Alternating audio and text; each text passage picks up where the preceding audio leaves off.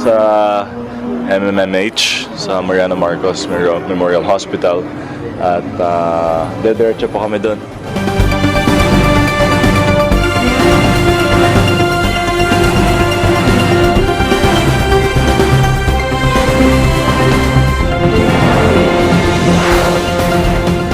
Makita, tinapalaos aragsak dagiti pasyente, ken dagiti mangbanbantay kadakwada, kabayatan ti parang bisita ni Gobernador Mateo Marcos Manotok, ti Mariano Marcos Memorial Hospital and Medical Center, kaspaset palaeng ti selebrasyon, ti maika 102 a panagkasangay, day diluluda, ani late President Ferdinand Edralin Marcos.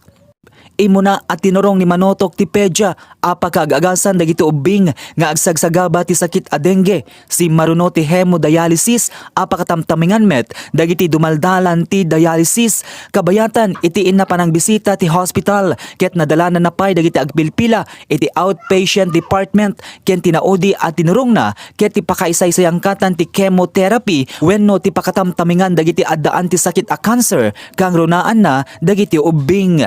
Itiin na panang bisita ti Mariano Marcos Memorial Hospital and Medical Center ket saan laeng adagiti do doktor ken nurses tinangdayaw iti daytoy nga inaramid ti gobernador ngem oray pay dagiti pasyente ken dagiti mangbanbantay kadagitoy. Makita ti ragsak dagiti pasyente adagitoy ket marikna anabang aranda iti pannakakita da iti inaudi nga anak ti dati a gobernador iti Ilocos Norte ngem itan ket senador Amy Marcos ani Governor Mateo Marcos Manotok. Inbaga dagiti pasyente nga awan pay tinapuutan da a gobernador anang bisita ken nangammo iti kasasaan dagiti pasyente no saan laeng ani Manotok. Inbagamet dagiti da doktor ana kadakdak banag para kadakwada ti ibibisita ti gobernador gapu ta nakita ken naamuan na ti kasasaad ken problema ti hospital.